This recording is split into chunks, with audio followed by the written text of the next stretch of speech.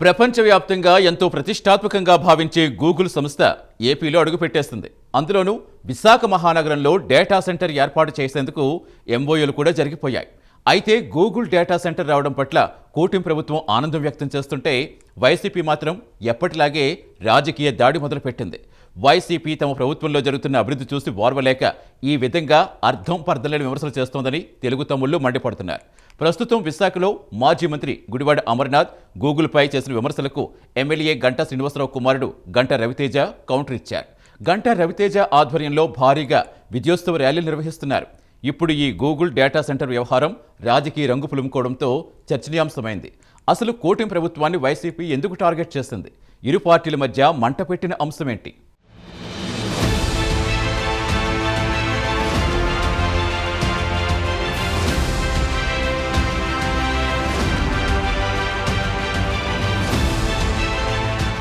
CM Chandrababu brand image, IT మంత్రి లోకేష్ కృషితో AP రూపురేఖలు మారబోతున్నాయని టీడీపీ చెబుతోంది.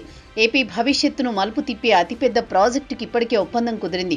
ఇది ఏపీ చరిత్రలో మైలురాయిగా నిలవబోతోందని, భారత ఏఐ శక్తిలో భాగంగా రాష్ట్ర ప్రభుత్వం విశాఖలో దేశంలోని తొలి కృత్రిమ మేధస్సు కేంద్రాన్ని గూగుల్ ఏఐ హబ్ పేరుతో శ్రీకారం చుట్టనుందంటున్నారు.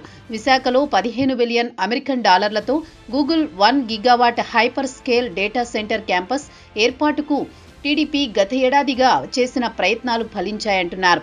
ఇది భారతదేశంలోని అతిపెద్ద విదేశీ ప్రత్యక్ష పెట్టుబడిగా రికార్డు సృష్టించబోతోందని ఢిల్లీలో సీఎం చంద్రబాబు, కేంద్ర సమాచార ప్రసారాల శాఖ మంత్రి అశ్విని వైష్ణవ్, కేంద్ర ఆర్థిక మంత్రి నిర్మలా సీతారామన్, రాష్ట్ర ఐటీ ఎలక్ట్రానిక్స్ శాఖల మంత్రి నారా లోకేష్ సమక్షంలో రాష్ట్ర ప్రభుత్వ ప్రతినిధులు గూగుల్ ఉన్నత స్థాయి బృందం ఎంఓయూపై సంతకాలు చేశారు. ఆంధ్రప్రదేశ్ను ఏఐ ఆధారిత ఆవిష్కరణలు, డిజిటల్ ట్రాన్స్ఫర్మేషన్లో దేశంలోని అగ్రగామిగా నిలవడమే ఒప్పందం ప్రధాన లక్ష్యంగా చెబుతున్నారు.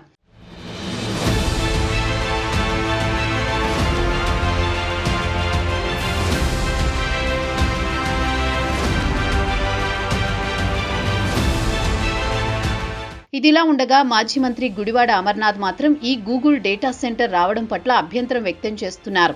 రాష్ట్రంలో పెట్టుబడులు పెట్టేందుకు వచ్చినా స్వాగతిస్తాం, కానీ వాటి వల్ల జరిగే ప్రయోజనాల మీద చర్చ జరగాలంటున్నారు.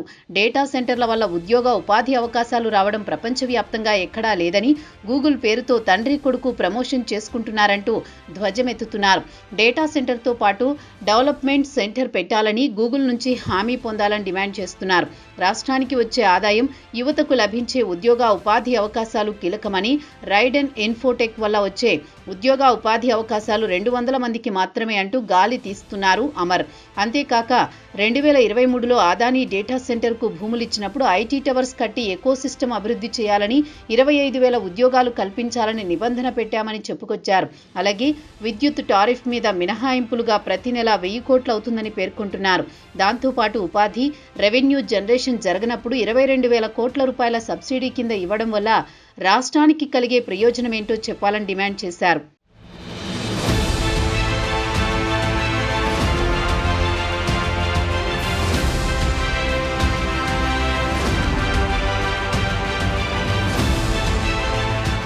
అంతేకాక గూగుల్ డేటా సెంటర్ గంటకు పవర్ సరఫరా వల్ల గ్రిడ్ మీద పడే ఒత్తిడి స్టడీ చేశారా అంటూ ప్రశ్నల వర్షం కురిపించారు.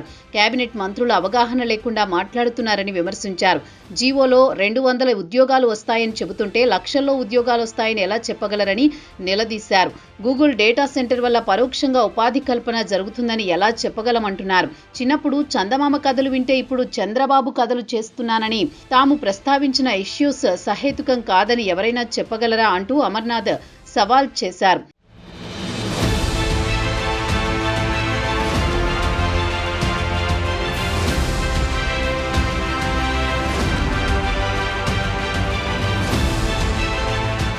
అయితే ఇదిలా ఉండగా గూగుల్ డేటా సెంటర్ విశాఖకు రావడం పట్ల రాష్ట్ర వ్యాప్తంగా కూటమి ప్రభుత్వం సంబరాలు జరుపుకుంటోంది.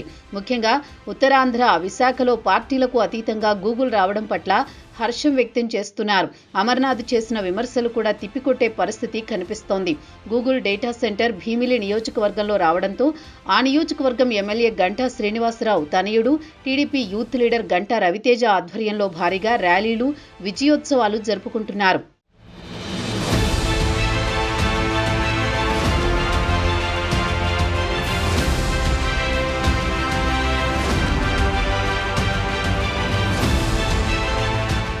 రాష్ట్ర ఐటీ మంత్రి లోకేష్ అమెరికా పర్యటన సందర్భంగా గత ఏడాది అక్టోబర్ 31వ తేదీన శాన్ ఫ్రాన్సిస్కోలో గూగుల్ క్లౌడ్ సీఈఓ థామస్ కురియన్తో భేటీ అయ్యారు. ఆయనతో లోకేష్ జరిపిన చర్చల్లో ఈ ప్రాజెక్టును ప్రతిపాదించారని గంటా రవితేజ పేర్కొన్నారు. ఆ సమావేశంలో ఏపీలో ప్రపంచ స్థాయి ప్రమాణాలతో ఏఐ ఎకోసిస్టమ్ ఏర్పాటు చేయడంపై చర్చించారని, ఆ తర్వాత గూగుల్ ప్రతినిధులతో పలు దఫాలుగా జరిగిన చర్చలు కార్యరూపం దాల్చాయన్నారు. గూగుల్ ఏఐ హబ్ ద్వారా ఏపీకి గూగుల్ సంస్థ పూర్తి ఏఐ సాంకేతిక వేదికను ఆతిథ్యం ఇవ్వగల అవకాశం లభిస్తుందని, దీని ద్వారా భారతదేశంలో కృత్రిమ మేధస్సు ఆధారిత అభివృద్ధిలో ఏపీ కీలక నాయకత్వం వహించబోతుందని రవితేజ వివరించారు. ఈ ప్రాజెక్టు ద్వారా గూగుల్ సంస్థ రాబోయే 5 ఏళ్లలో సుమారు 15 బిలియన్ అమెరికన్ డాలర్ల పెట్టుబడి పెట్టనుందని చెప్పుకొచ్చారు. ఇది ఆసియాలోనే గూగుల్ చేపట్టే అతిపెద్ద ప్రాజెక్టులలో ఒకటిగా నిలుస్తుందంటున్నారు. ఈ పెట్టుబడి ద్వారా వేల సంఖ్యలో ప్రత్యక్ష, పరోక్ష ఉపాధి అవకాశాలు లభిస్తాయని పేర్కొన్నారు. రాష్ట్రంలోని యువత కోసం విస్తృత స్థాయి ఏఐ నైపుణ్య అభివృద్ధి కార్యక్రమాలు అమలు చేస్తారన్నారు. అలాగే ఈ ఏఐ హబ్ ద్వారా విశాఖపట్నానికి మరిన్ని గ్లోబల్ పెట్టుబడులను ఆకర్షించే అవకాశం ఉందని చెబుతున్నారు.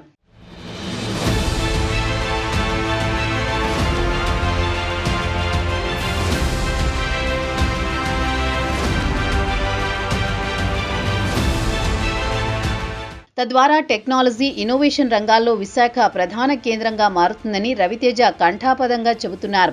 ప్రపంచ స్థాయి మౌలిక సదుపాయాల కల్పనతో పాటు వ్యాపార అనుకూల విధానాలను అమలు చేయడం ద్వారా ఏపీని జాతీయ స్థాయి ఏఐ ఎక్సలెన్స్ సెంటర్గా అభివృద్ధి చేయడమే ప్రభుత్వ లక్ష్యమని చెప్పారు.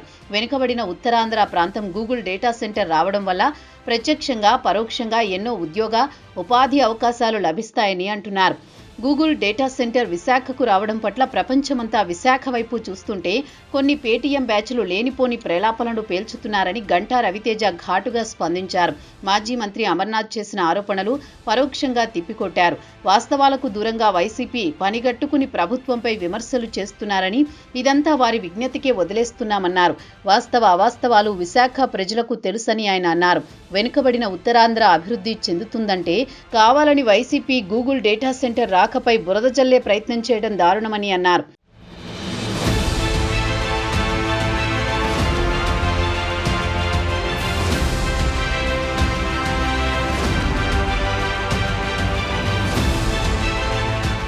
అసలు గూగుల్ సెంటర్ విశాఖకు రావడం పట్ల ఎన్నో ప్రయోజనాలున్నాయని కొంతమంది ఐటీ నిపుణులు వివరిస్తున్నారు. 5 ఏళ్లలో విశాఖ రూపురేఖలు మారబోతున్నాయని, విశాఖకు మహర్దశ పట్టినట్టేనని మేధావులు కూడా అభిప్రాయపడుతున్నారు.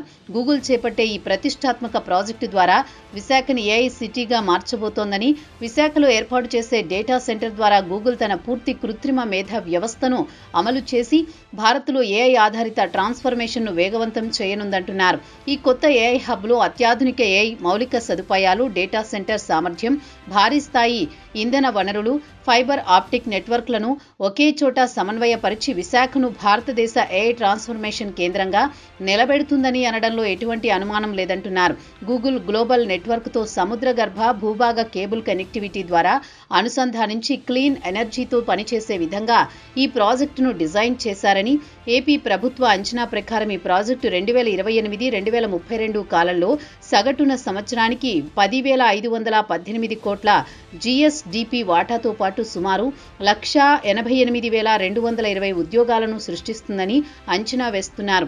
గూగుల్ క్లౌడ్ ఆధారిత ఉత్పత్తుల ద్వారా ఏడాదికి 9,553 కోట్లు అదనపు ఆదాయం సమకూరుతుందని, మొత్తం 5 ఏళ్లలో సుమారు 47,720 కోట్ల ఆర్థిక లక్ష్యాన్ని చేరుకోనుందని అంచనా వేస్తున్నారు.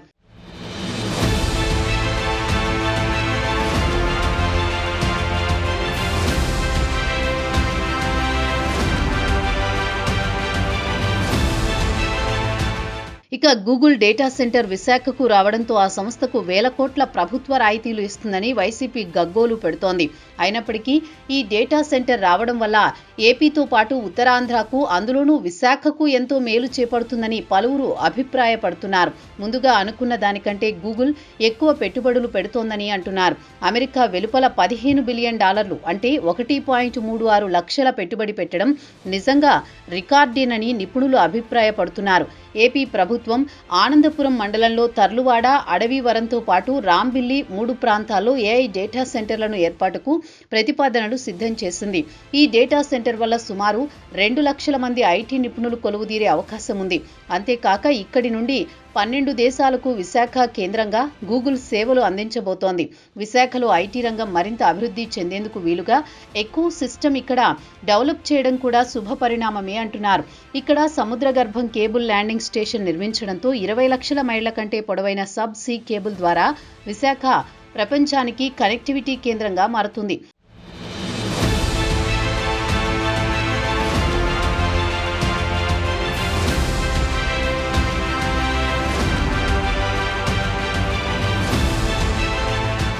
మొత్తానికి గూగుల్ డేటా సెంట్రల్ ఏపీకి, అందులోనూ విశాఖకు రావడంతో ప్రపంచమంతా ఇటువైపు చూస్తుంది. అయితే ఏపీలో మాత్రం వైసీపీ పార్టీ గూగుల్ రాకపై అభ్యంతరాలు వ్యక్తం చేసి నవ్వుల పాలవుతోంది. ఫ్యాను పార్టీ తీరును కూటమి నేతలే కాకుండా రాష్ట్ర ప్రజలు తప్పుబడుతున్నారు. గూగుల్ వంటి దిగ్గజ సంస్థలు తమ రాష్ట్రానికి రావాలని ఏపీ వాసులు కోరుతున్నారు. భారీ కంపెనీలను తీసుకొచ్చి యువతకు ఉపాధి అవకాశాలు కల్పించడంలో కూటమి ప్రభుత్వం సక్సెస్ అవుతుందని అభిప్రాయం వ్యక్తం చేస్తున్నారు. జగన్ అండకు ఇలాంటి చిల్లర పనులు మానుకోవాలని హెచ్చరిస్తున్నారు. ఇకనైనా వైసీపీ తన వక్రబుద్ధి మార్చుకుని రాష్ట్ర అభివృద్ధికి సపోర్ట్ చేయాలని కోరుతున్నారు. మరి ఫ్యాను పార్టీ తీరు మార్చుకుంటుందా, లేక ఇలానే కూటమి ప్రభుత్వంపై తప్పుడు ప్రచారం చేస్తూ నవ్వుల పాలవుతుందో వేచి చూడాలి.